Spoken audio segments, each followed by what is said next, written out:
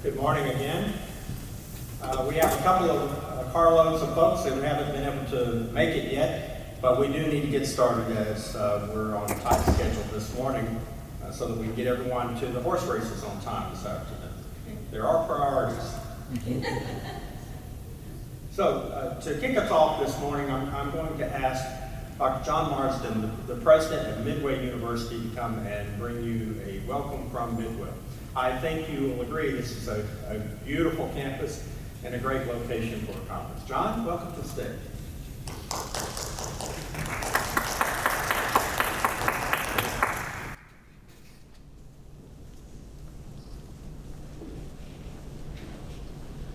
Good morning, everyone. Good morning. It's been great to have you on campus. Hopefully you've had a chance to get to know Woodford County and the city of Midway. We have been around since 1847, and we are a 200-acre campus with a working horse farm. If you talk to our equine faculty, we might say we're a working horse farm with the university stuff somewhere in the middle. Anyway, hopefully our bucolic setting has been a calming influence for you, because I know you're dealing with some really challenging topics in higher education. Things such as crises, the need for transformation, change, disruption, and then of course, education being entrepreneurial. When I joined Midway University in 2013, the institution was suffering from a damaged reputation. We had declining enrollments, had fallen to below 1,000 students. We had mounting debt, an identity crisis, and our current CFO was working in the accounting office at the time, and she was the one that told me the truth when our CFO finally had left, shortly after my arrival, that we couldn't make payroll. We also hadn't been paying our vendors for as long as 6 months. So had walked into a very challenging situation as a first-time president. The Board of Trustees did not really know the significance of the problems. And we also faced a SAC-COC 10-year reaffirmation of accreditation. And all of our materials, including our most recent audit, were due in a year. And I knew that our current audit was going to show a 7-figure operating deficit, and that's not something we really wanted to present to SAC-COC. So we had to really deal with a crisis situation. We had to transform very quickly, get our house in order. And fortunately, we've been a really good turnaround story. We've had 6 years of enrollment growth. We've added over 500 students just in the last few years. We now have over 1,800 students. We have been paying down our debt by as much as 30%. We did get through our SAC-COC reaffirmation with no sanctions or monitoring. We're good till 2025. And we also have made almost $12 million in improvements in the last 3 years without incurring any new debt. So we had to initiate some construction and renovation projects in order to sustain our growth and catch up to our enrollment increases. So it can be done. I hope that you're learning a lot of information during this conference that will be useful to you as you deal with some of the challenges on your campuses. And again, we're great to have you. We're very excited to have you on campus. We hope that you've enjoyed your stay and that you're learning a lot. So welcome to Midway University.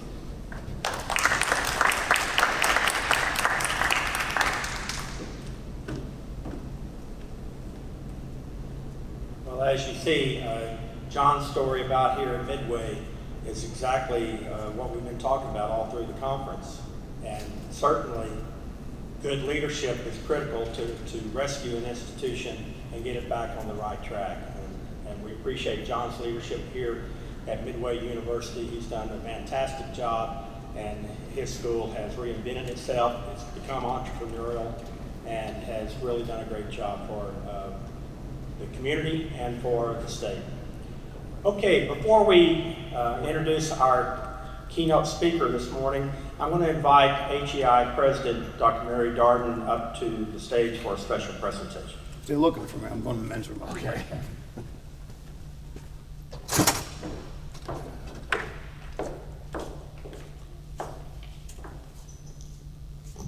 Good morning. I hope you all are still having fun and it continues through the day. And we're so delighted you're here. And sorry that some of our vans are late, but or I guess our people are late, not the vans. But anyway, people that need to be here are here. I'm going to present this morning an award that we present annually from HEI. This is the HEI Lifetime Leadership Award. This award is presented each year to an exceptional person who has more than 25 years of exemplary service in the field of higher education leadership. Someone who has contributed significantly to the success of others in the field. Unselfishly given of their time and expertise for the betterment of others, education, and society at large.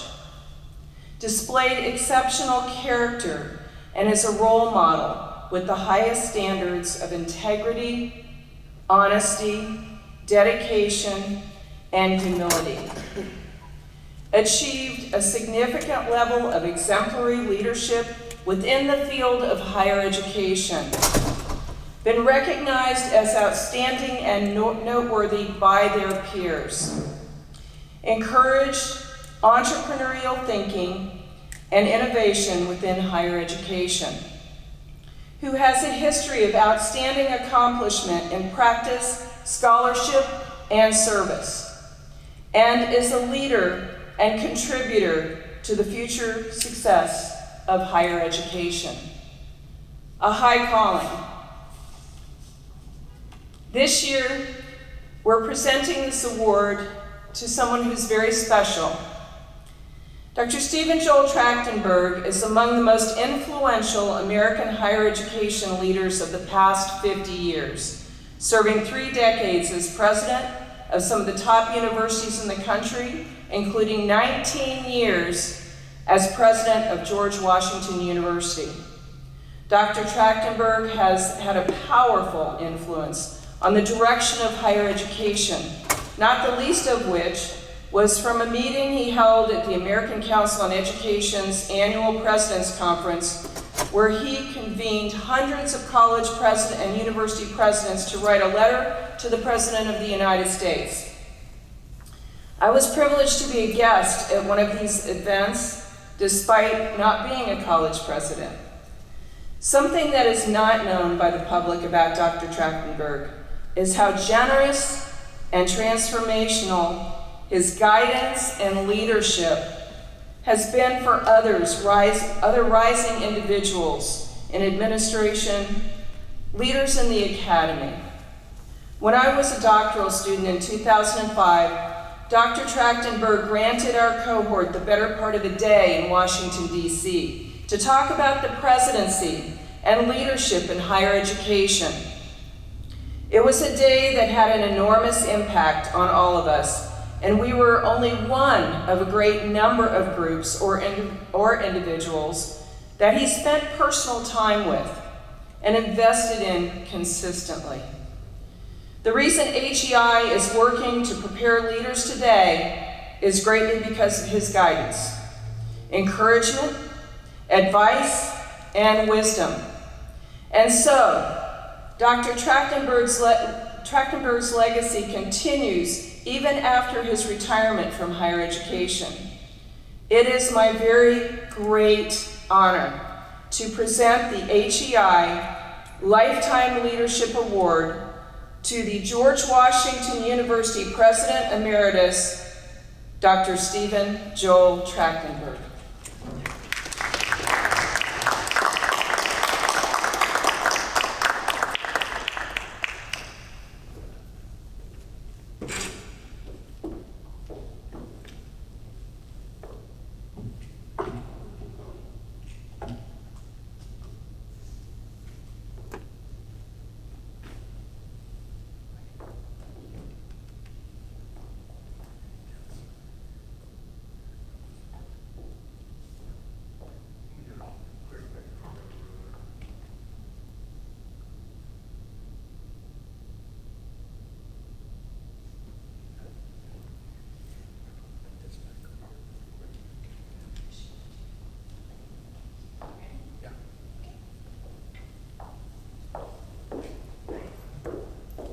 Thank you very much. I used to decline Lifetime Achievement Awards. They sounded so final. All right, can I start talking? Yeah. You can stay up here though. Forgive me, I jumped the gun. It is, our gold sponsors are very important for us, and we're very pleased to have again Degree Insurance with us today. And Seth Gummery, the Vice President of Degree Insurance, is going to come up here and give a formal introduction of Dr. Trachtenberg. Seth? Hey, pal. Sorry to cut you off. Not at all. Well, good morning, everyone.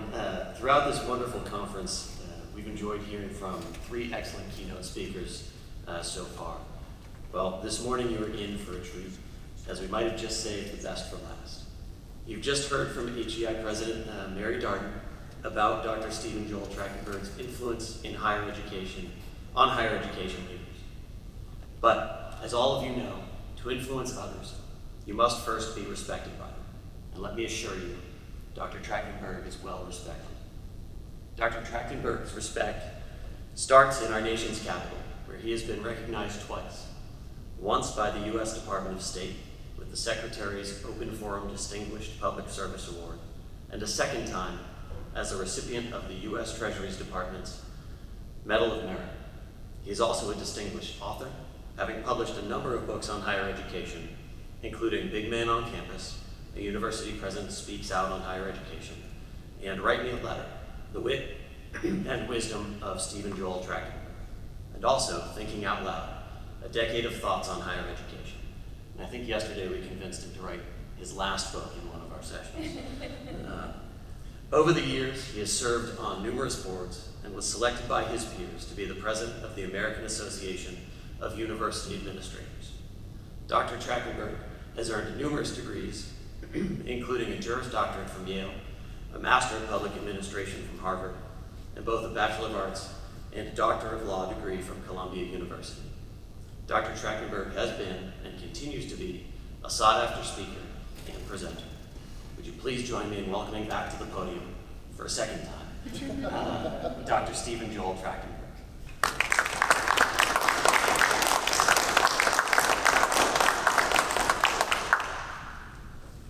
Well, thank you again. See what happened? My speech had disappeared. Turns out it was under yours. So, I've been listening to people speak, and an awful lot of them start their remarks these days, now more than ever. And then they go into a litany of woe. And as they're speaking, I think we're becoming so self-indulgent and whining and complaining. Yes, we're having a difficult time now. But did not grandparents with World War I, parents with World War II, there was the Great Depression, and God knows, if you look back, generation after generation after generation, there's been some sort of a crisis. So, now more than ever simply doesn't apply. Reflecting on this, I was thinking about an incident which took place when I was a young baby, what I just call a baby dean at Boston University back in the 60s. Now you'll recall that in the 60s we were indulged in the Vietnam War. And there was a demonstration going on. John Silver, who was then the president, had called the Boston police, displeased with the students in the SDS chapter who was in the process of demonstrating. And this melee was going on, and I was standing on the second floor of the building looking down at the melee, and people were hitting each other, and students were throwing rocks and chairs and one thing or another. And the dean of students came along and stood next to me, and the two of us stared at this melancholy sight together. And he said, "Stephen," he said, "have I ever told you how I became a dean of students?" And I said, "No." And he said, My great-grandfather, he said, died young of a heart attack. My grandfather died young of a heart attack. My father died young of a heart attack. So, I was getting a college education. I was a smart guy. I did research into the best professions for a stress-free career. And I became a dean of students. And with this, these guys are killing each other on the ground floor as he and I are standing there watching. I think of this occasionally when people say, now more than ever. I think of that moment, and I've reflected on it. I'm kind of curious to know how long he lived, which is why I'm a little apprehensive of Lifetime Achievement Awards. Let me take us back for a minute and ask a basic question. We take so many things for granted. A basic question. Why does it take 4 years to get a BA degree? Why not 5? More precisely, why not 3? The answer, of course, has to do with history. In 1636, a guy named Henry Dunster leaves Cambridge, England, and he comes to the United States, and he goes to this place called Cambridge, Massachusetts, and is the first president of Harvard. And he sets up a college, and what does he do? He sets it up using the model he brought with him from England. Had he left Oxford a couple of years later, Cambridge a couple of years later, he would have brought a 3-year model. As you probably know, both Cambridge and Oxford give the BA degree in 3, not 4 years. Now think about that for just a second. How many years of higher education could we have saved American students if Harvard's first degree had been a 3-year BA degree?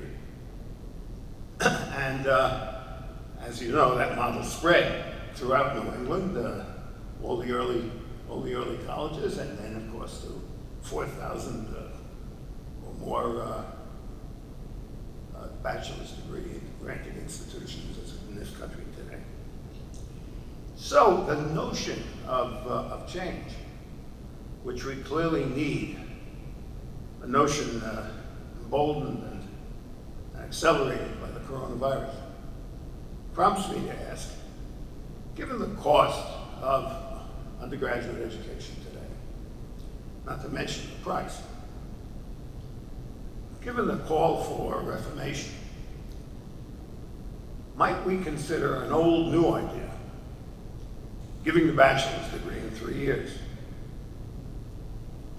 Imagine how much more we could do with the resources we have if we were to be able to rethink the bachelor's degree. I'm not talking about simply taking the same degree we give now and disappearing the 4th year. If we were to rethink the degree, if you said to yourself, a bachelor's degree ought to be 3 years, what should be in those 3 years? Think about how exciting and new it could be, particularly if you did along with saying, we're going to have both a resident and a non-resident experience. We're going to do some of it online, some of it face-to-face. Suddenly you've got an interesting challenge. Now, if there's anybody heroic enough to bring that up with the faculty, let me say I tried at 2 institutions over a period of 30 years. I could not get the faculty senate to vote to consider the idea, much less to execute. But the thought of it has tantalized me my entire career. Let me take us into a slightly different place. Those of you who've been to university in New England know that it's cold as hell in the wintertime. And I've experienced this in Cambridge, Massachusetts, and New Haven, Connecticut. And I can tell you it's cold as hell. Gray and overcast and depressing. I had an occasion to drive up to New Haven one summer to pick something up that I had left in my room. And I get to the campus at Yale, and it is sunny, and it is beautiful. And I'm thinking to myself, Why do we close the university in the summer when the weather is gorgeous and the campus is lovely, and open it during the worst season of the year? If you want to close the campus for 3 months, how about January, February, March? Having just moved to Minneapolis, I'm anticipating asking that question again in a couple of months. But it does make you wonder how many smart people have, year after year after year, continue to run their universities in physical locations that are disagreeable and close them down during the part of the year when they're most agreeable. So that's got me thinking about, why do we close them down at all? I get a calendar every year from the garage that I have my car serviced at, and I can't help noticing it's got 12 months. I get a calendar every year from the university, and somebody has run away with May, June, July, and August. The physical plant of George Washington University easily exceeds $1 billion. Is there any rational human being owning a facility that's worth in excess of $1 billion would close it down? Well, not quite close it down, but significantly reduce its function for a large portion of the year? We ought to be running these physical plants 12 months a year. We could be educating more students. We could be providing better paying jobs to our faculty. We could be bringing in more tuition money. We'd be better value for dollar. If somebody were to raise this question and make this proposal at a faculty senate meeting, the response would be, get a rope. There isn't a president alive that could get away with it on a single campus, because, as we all know, professors love progress, but they hate change. So you take your career in your hands to suggest doing something dramatically different.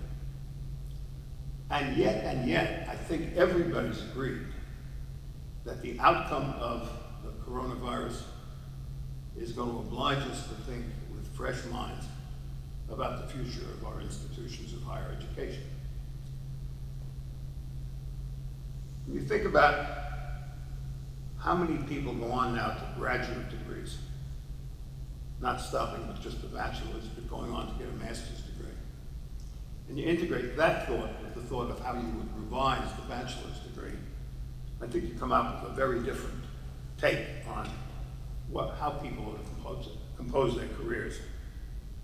So I give you this. Nicholas Murray Butler, the long-serving, long-dead president of Columbia University, tried back, probably well over 100 years ago, to turn Columbia into a totally graduate university. He was going to do away with the undergraduate program and have Columbia just get master's, doctorates, and professional degrees. Even he could not pull it off. Between the alumni and the faculty, he could not sell it to his community, and he couldn't sell it to the trustees. So change in higher education has been very hard, as you perhaps know as well as I, and nothing I'm saying here today is likely to transpire in the immediate future. But I think some years from now, some of you may reflect back on that guy at Midway, who was putting forward ideas which started to bubble to the top. I think in the years to come, we're going to have more and more distance education. It's obvious. I don't completely understand it. I have a son who is being very well compensated for sitting in his basement with 3 computers and supervising 40 people who are scattered around the world, 20 of them in the Ukraine, 10 in Canada, and 10 in the United States. And somehow he's figured out how to have these people focus on some common problem that his company deals with. I think he's largely drawing on a reservoir of goodwill and interaction that comes through face-to-face contact that cannot last in perpetuity. That at some point, there has to be a touching and a feeling and a looking somebody vis-a-vis in the eye. And even he, who's worked for this company now a year and a half under these conditions because of coronavirus and other things, was recently invited to come out to San Francisco to meet the chairman of the board of his company and the president of his company, who had never seen him, had interviewed him and hired him, all online. So we're obviously living in interesting times, and we're going to see interesting and new innovations in education, just as we see them in all other aspects of our life.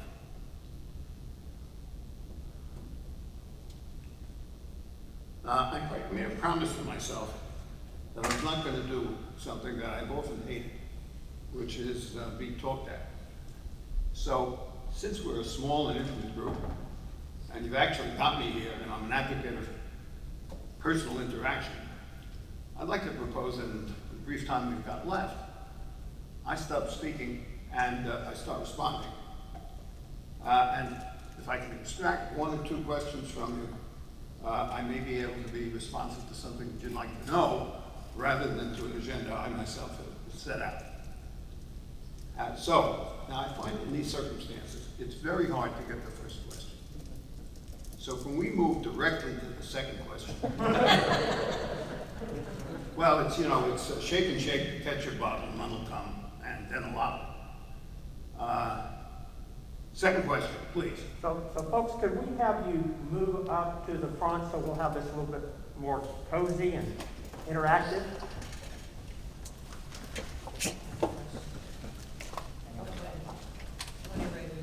Yes, ma'am.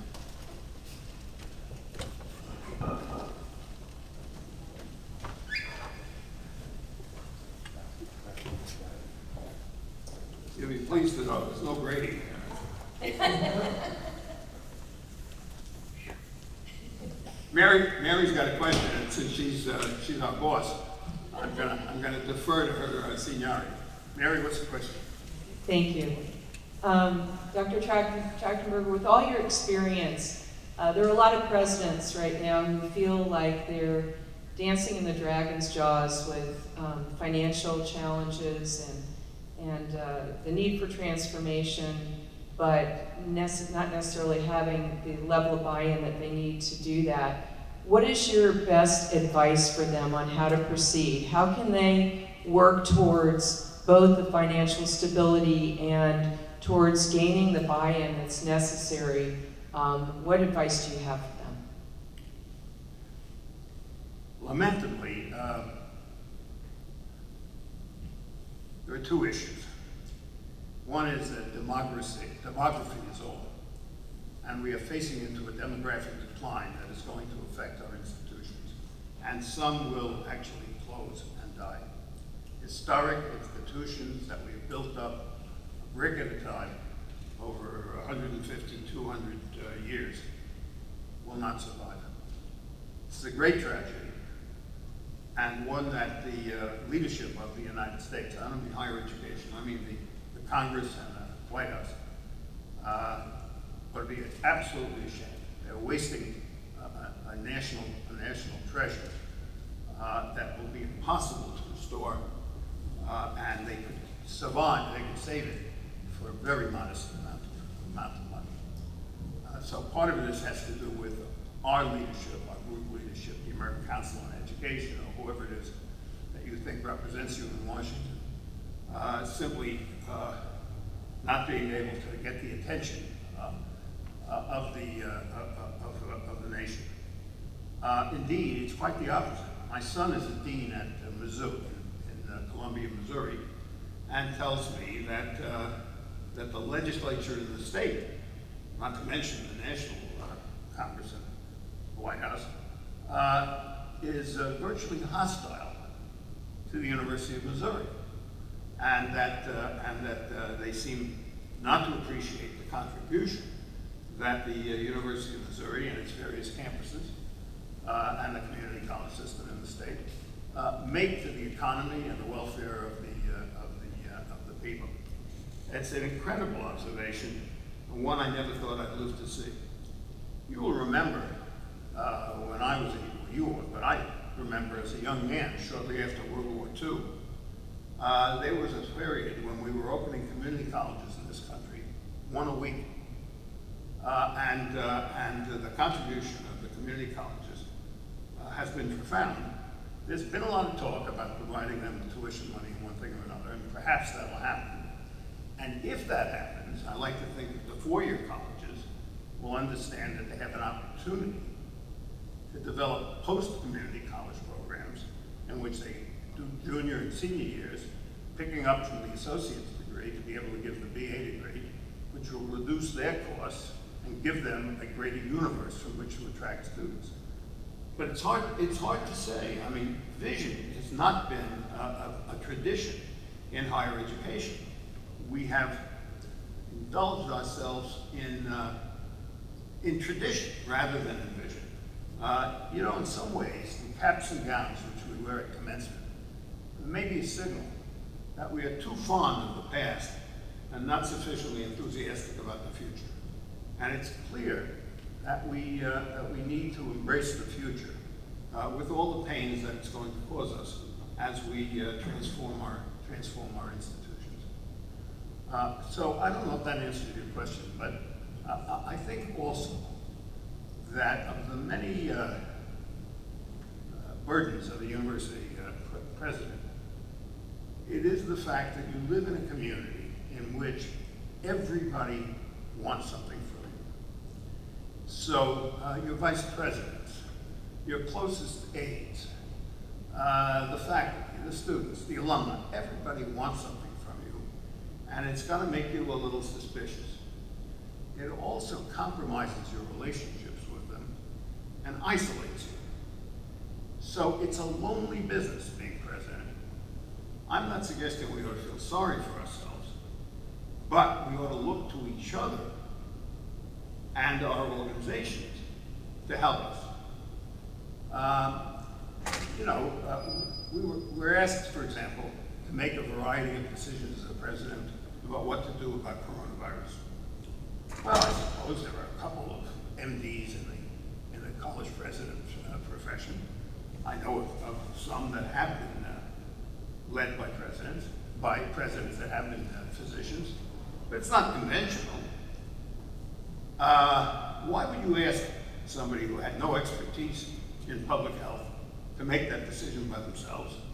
Close, don't close, require masks, don't require masks, require injections, don't require injections.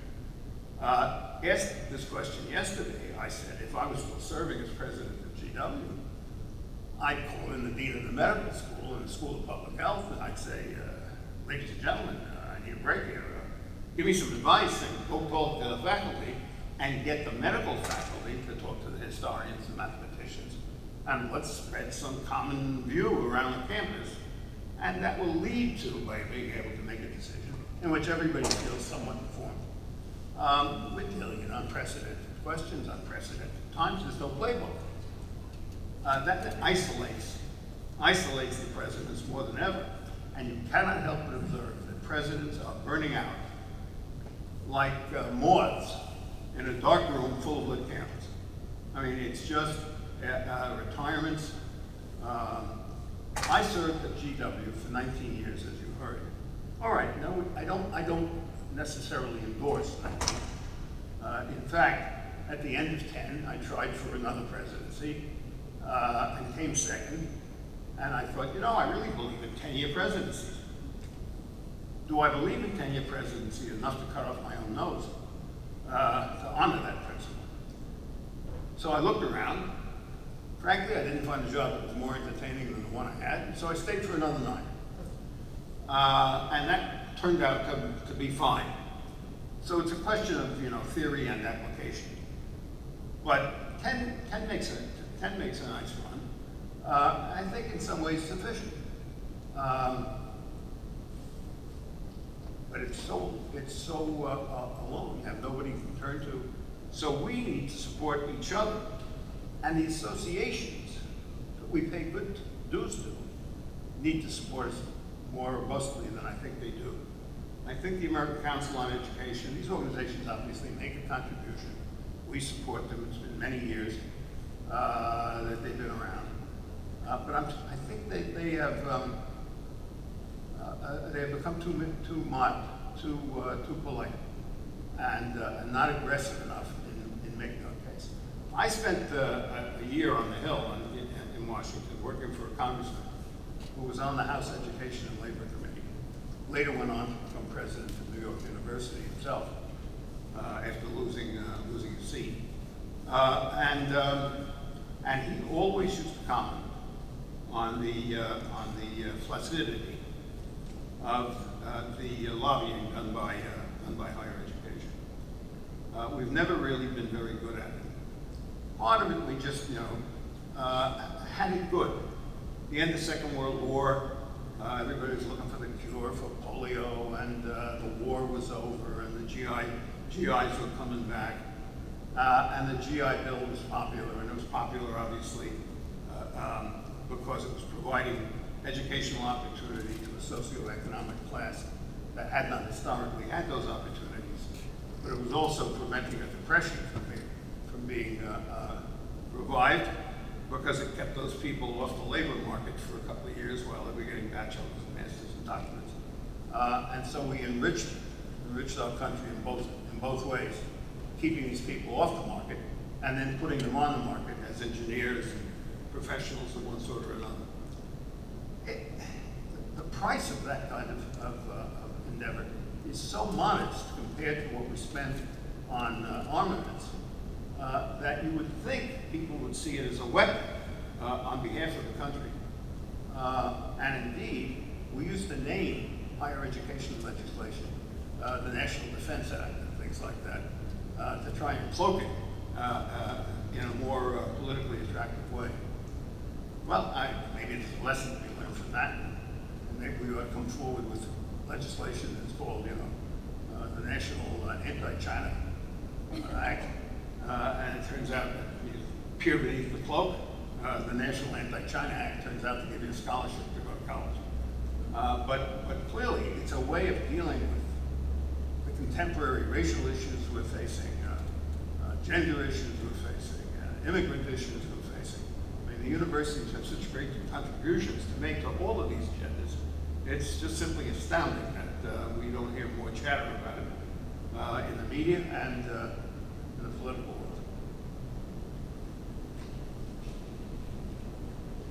Yes, sir. I'm wondering if you have some thoughts on a practical way to alter governance in higher education so that it can be more innovative and flexible and fast, but still retain the confidence that we've set up from our peer review accreditation system. Right? Like, I don't think those who say that the solution is getting rid of accreditation is the solution. So assuming that's not the solution, how do we turn universities and colleges into innovative places that can be led by dynamic leaders with the current governance, and how do we get to something different? Yes. Well, having been retired from the presidency for a number of years, I discovered that my First Amendment rights have been restored.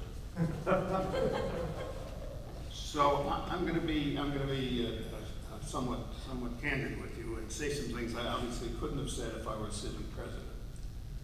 I think we've got to shape America's faculty a little bit. I have a group of guys, 40 years. It used to be guys and women. And we go fishing. And once a year we go all sorts of places. On one of our trips about 20 years ago, two guys got into a fist fight after flirting with one of the women in the group. And the leader of the group's wife said, "Henceforth, no women." My wife is fond of alleging that this is an anti-feminist plot, but I don't think so. It's simply a bunch of guys that go fishing. In any case, I was there a couple of weeks ago, and we were sitting around, And the guy who leads the group, without wanting to get into politics, had insisted that we all show evidence of having gotten vaccines before we came. So everybody did it. But they did, some of them did it merely because without the vaccine, they would not have been able to go on the group trip. And we were sitting around one night talking, and maybe some of them were drinking bourbon. I want to be politically correct here. But in any case, they were drinking spirits of one sort or another, and we got on the subject of the vaccines, and there were 6 of them, to our astonishment, who were anti-vaxxers. And one of the guys, a very distinguished professor at Mount Sinai in New York, and practically tore his hair out, making himself bald, carrying on about how they were crazy, and we had this very spirited and exciting debate in which nobody persuaded anybody of anything, but because we all like each other and know each other, we were able to have this exciting debate. And somebody said, well, we need more of an incentive to get people to get vaccinated. And I said, what are you talking about? Life and death, that's not sufficient incentive. So one guy said, well, I think we ought to call this conversation off now. Trachtenberg is taking it to the next level. I thought to myself, I don't know what he's talking about. I find that faculty simply haven't been able to get their heads around the threat that looms over higher education today. And we can't fix the problem without their participation. So we've got ourselves into a pickle. I remember once making some decision. Faculty came to me and they said, we're very unhappy with this decision. You made it without our participation. I said, no, I want you to know you fully participate. And they said, what do you mean? We didn't. You never said a word to us. I said, no, I didn't have to.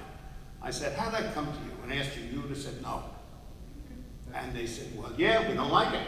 I said, see, I didn't know what you were going to say. You tend to repeat yourself a lot. I said, in fact, in the years I've been president, I've never been able to get a yes out of you on anything I've come to you about. It's always no. So I don't have to actually ask you anymore. I anticipate it's no, and then I'm going to do it anyhow. And so why should I bother you with asking you about it? And I didn't think that was funny. We've got to find a way to get faculty to be as worried about the future of their jobs and the institutions they work at as you and I are. And part of that has to do with waking up and realizing the implications of things that most of us don't think about. I don't think a lot about demography. I don't think, it doesn't, unless I'm thinking about it, do I get up and say, universities and colleges generally admit people from the 18-year-old cohort of society. We know right now, everybody who's been born in America in the last 18 years. So we know where they are, and we know who they are, and in 18 years, they're going to show up on our campuses. And you know what? There's less of them than there used to be. And that's going to go on, we think, for some considerable period of time. So, what do? You can't admit somebody who wasn't born. You can reinvent the universe. So you can discover constituencies that have not been served. Black people, Hispanics, immigrants, if you can get them across the border, women, older people, people who started degrees and dropped out. I mean, we can think of a lot of constituents that we conceivably would serve. The question then is, how do we expand our universe, because the universe we presently got is too narrowly defined and shrinking. And you've got to get your faculty to then go along with that. And liberal arts faculty, quite rightly, believe that the liberal arts is absolutely imperative, and are less sympathetic, strangely, of the need for graduates of colleges and universities to make a living. And the idea of finding a way to merge a vocational component with a uplifting component, an academic component, to come to some blend is very daunting. I once had an English professor who never could get anybody to take his course. Part of it was he was boring, but I said to him, I want you to do a course on Shakespeare and business. And he went out and came up with a course, and it actually drew students until they took it, and then of course they had to deal with him. But it worked for a while. And I discovered that branding was very important, and advertising and naming. So I had a guy who taught a course in history of science, and nobody took the course. Well, they didn't want to know about the history of science. And then I put in the catalog, highly recommended for people thinking about careers as physicians and dentists. He couldn't get a room big enough. Every pre-med kid said, highly recommended for people who think about becoming physicians and dentists, enrolled in this course. They had to do a distribution requirement. Anyhow, they discovered here was a course that was highly recommended. It was on history of science. They took it. So how we package our presentations is not irrelevant. And we've got to be prepared to steal these crass ideas from the commercial world and apply them to our own advantage. I'll tell you a fundraising story. This is not the part of the world who will remember Cardinal Cushing, but he was a very distinguished Boston clergyman and reputed in the greater Boston area of being a ferocious fundraiser. And he was already a more mature man when I was still a puppy, but I once said to him, Father, talk to me about good money and bad money. And he said, Sonny, there's no such thing. He said, money is value neutral. He said, you sanctify money through its use. So if you use the money to do the Lord's work, it's good money. And if you do evil, well, then you're doing evil. I thought, I like that. So I took money from people who I wouldn't want to have dinner with. Slumlords and one thing or another. And tried my best to use it to do good things for my university, the community, one thing or another. Well, life gives you tests. A guy comes to see me, he's the ambassador from Libya. And it turns out Muammar Gaddafi wants an honorary degree. And being a traitor, he's willing to give me $10 million if I accommodate. And I say, clearly the world will be a better place if I have that $10 million. But I need 24 hours. I got to talk to my boss. So I go home, and that night at dinner I say, Francine. And she said, Stephen, it'll be your ass. The faculty will be glad to take the 10 million, but they're going to fire you because they've got to show how virtuous they are, and they don't want you taking money from Muammar Gaddafi. I ended up turning it down. Some years ago, I got a call from a guy at the Washington Post who said, Mr. Trachtenberg, can I get a cup of coffee with you? I said, sure. He came over, and he said, I've been assigned to write your obituary. Which is an alarming thought, until it turns out, he explained to me, they do that for everybody, and then they put it in something they call a morgue, kind of like that, and they keep it in file, and then when you actually die, they update it a little and they say where you died. He died in Lexington, Kentucky, and he just got a Lifetime Achievement Award. Right? So they stick that in there, and then bingo, they can print it within minutes. So he said, there's a story out there that you turned down $10 million from Gaddafi. The editor at the Post doesn't believe it. He says it's not in Trachtenberg's character. I said, yeah, but it's in my wife's character, and it's in my character to follow what she says because she's smart enough. So But to this day, standing here this minute, I'm thinking to myself, wouldn't the world be a better place if I had gotten my hands on that $10 million and put it to good use, sanctifying it, as it were, than Gaddafi dying, as he did, with my $10 million. Well, there you have it. I don't know. You know, these are balancing acts. But we need to be concerned that my predecessor at George Washington served 25 years. I served 19. My immediate successor served 10. His successor served 5. They're doing a search. There's nothing wrong with those numbers. As I say, I don't believe in 20-year terms. I served one because it suited me. But I think 10 years is about right if you're going to try and get anything done. It takes you a year to find the men's room. And since it's a business of trading favors, you got to take a year or two to do somebody a favor before you can ask them for a favor. And so my son is an associate dean at Mizzou.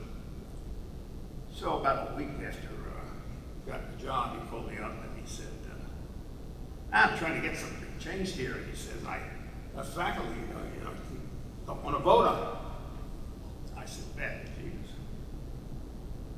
Go do your work.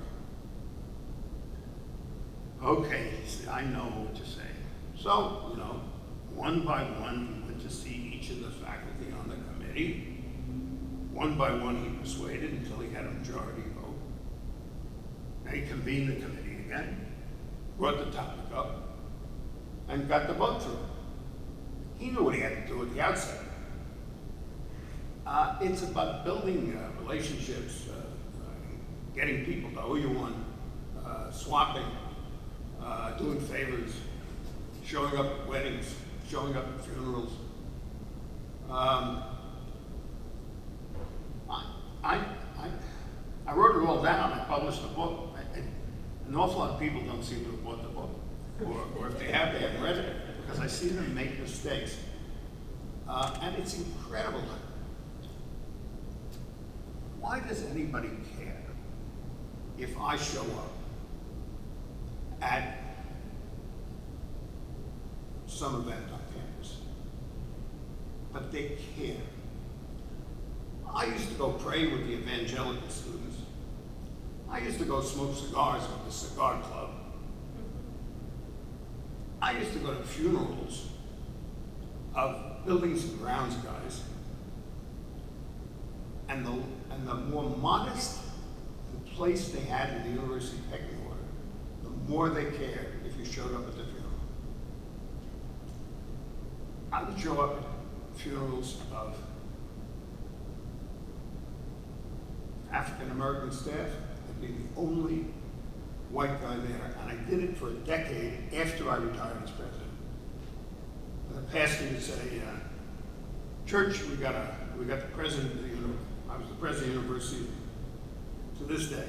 So we've got the president of the university here. Mr. Trachtenberg, why don't you come up and say a few words?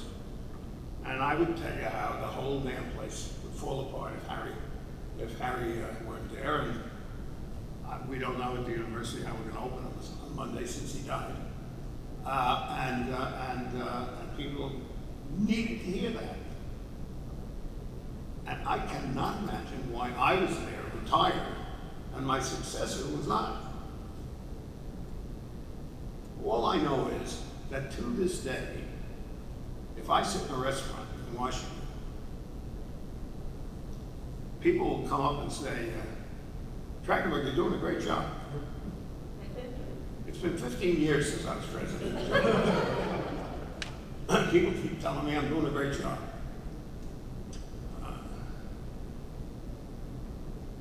I feel like Douglas being commented on by Trump. Doing a great job.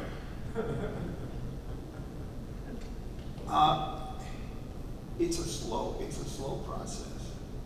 People come to you with strange requests. I was saying to some folks the other day, guy comes to see the faculty. he says to me, Professor Trachtenberg, he said, I got a strange request. I said, well, yeah, okay. He said, I've got AIDS. And the doctors tell me I got about 8 months to live. He said, when I die, he said, there's a $200,000 policy on me, life insurance policy. I've got no family, I've got no husband, no wife, no kids. I've got nobody to leave it to. He said, I'd like to make a swap with you. He said, I'd like to leave it to the university, but it's the only asset of any consequence I've got. And I'd really like to take a trip around the world before I die. And I need about $50,000 to do that trip. Is there any chance the university would give me $50,000, then you get the $200,000 back when I die? So I you're trying to make a light moment out of it. I said, okay, but you promised me you're going to die in time. So he laughed, he said, no, I promise I won't take more than 8 months. I said, all right, you're not going to drag it out. He said, no. He said, I won't drag it out. So anyhow, I go to my finance guy, and he doesn't want to do it. But he doesn't want to say no to me himself, right? So he calls the general counsel. So now the two of them come to see me, and it turns out it's not only bad financially, it's illegal. I said, you guys are impossible. I lent the guy $50,000 personally. The guy went on a trip around the world. He left the university $200,000, and I got the $50,000 back from the university after he died. And he left me a very sweet letter.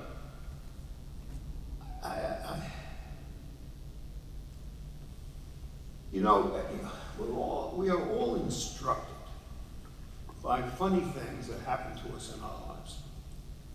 So my wife had cooked a nice dinner, and she said, go downstairs and get a bottle of wine out of the cellar and bring it up for this dinner. So my son Adam was about 10 years old at the time. And I said, come on down with me. And we went down. And I picked out a bottle of wine, and I turned around. He was standing behind me, and I give him this bottle of wine. And I say, now hold on to this. It's an expensive bottle of wine. Of course, he dropped it immediately, and it broke. I could see on his face he was upset. But I was really annoyed, having just told him don't to drop it. He dropped it. And I brought my hand back to give him a smack. But I looked at his face, and I realized he was already destroyed. He didn't need a smack. So instead, I bent down, I picked him up, I held him to my chest. And his head was over my shoulder, where he was looking at a wall full of bottles of wine. And I said to him, Adam, how many bottles of wine are there in this room? And he said, well, a lot. I said, okay. And how many atoms? And he said, 1. I said, so which is more precious? So he said, Adam. I said, you got it right. I gave him a hug. I put him down. I took another bottle of wine, and I said, Adam, I want you to really hold on to this one. I don't think I can do this the second time. And I gave him the second bottle of wine, and we went upstairs. He remembers that moment. He's 45. He remembers that moment to this day, 35 years ago. You got to treat the faculty the same way. They're 10 years old.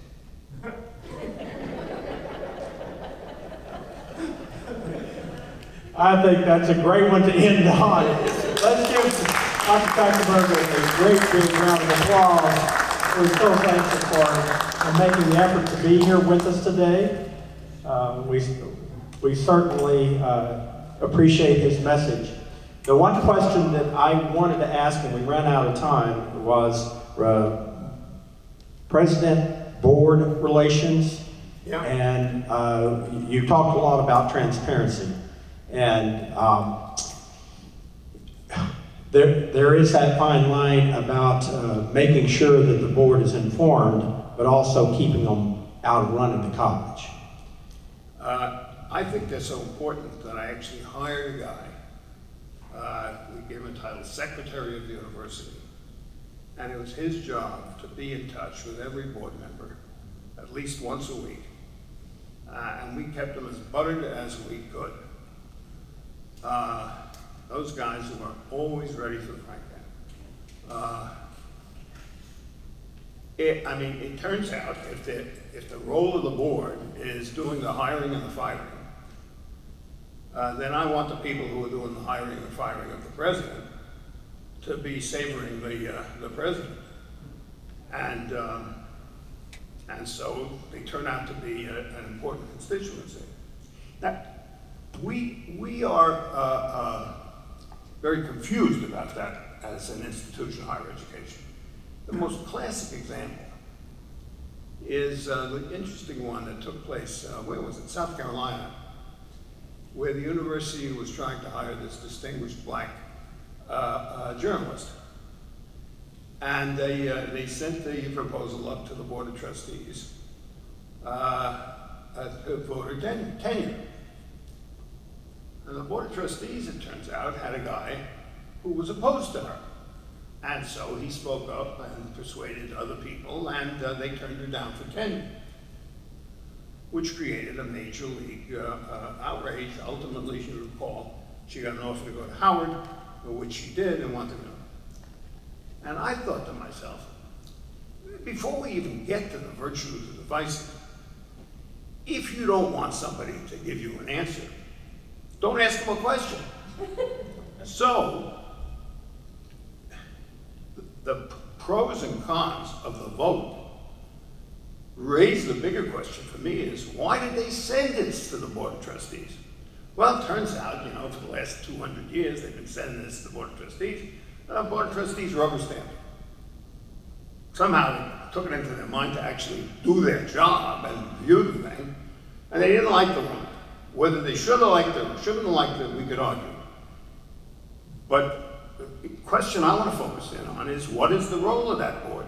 Maybe they ought to say, hey, never send me that stuff again, I don't want to know about it. It's if the faculty think somebody's good enough for tenure, why do I have to go through a ritual of endorsing it? Or if you ask me,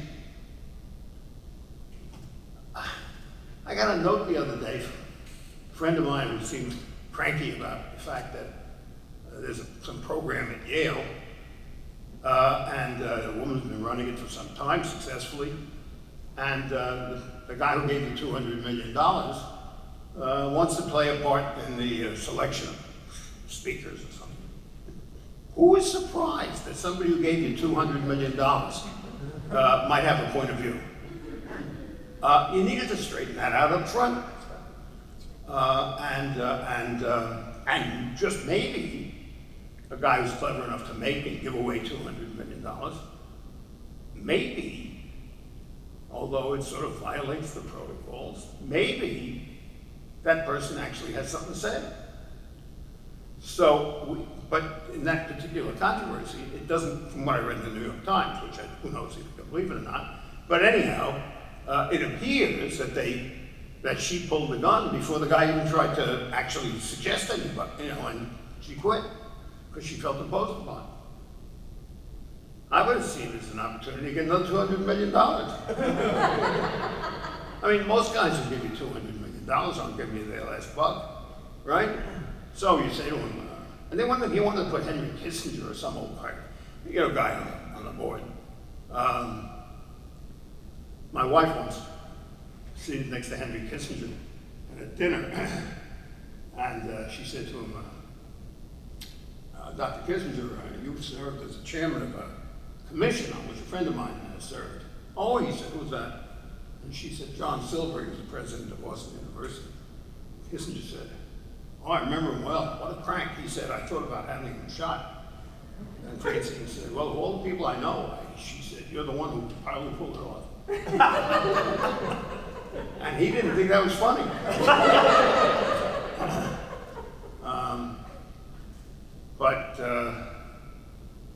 And you know what he didn't like about Silver? He said, he went on to tell Francine, he said, Silver didn't understand that there were only a couple of things I really needed to get that commission to recommend. And so everything else was negotiable. He said Silver thought everything was the first priority.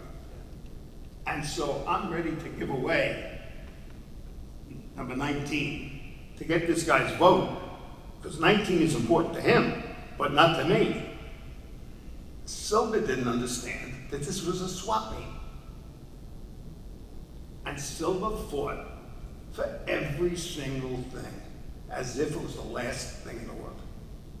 Fortunately, we finally got the two issues I wanted through, but he said before we did, we were there for 2 months, we could have gotten through it in a couple of days.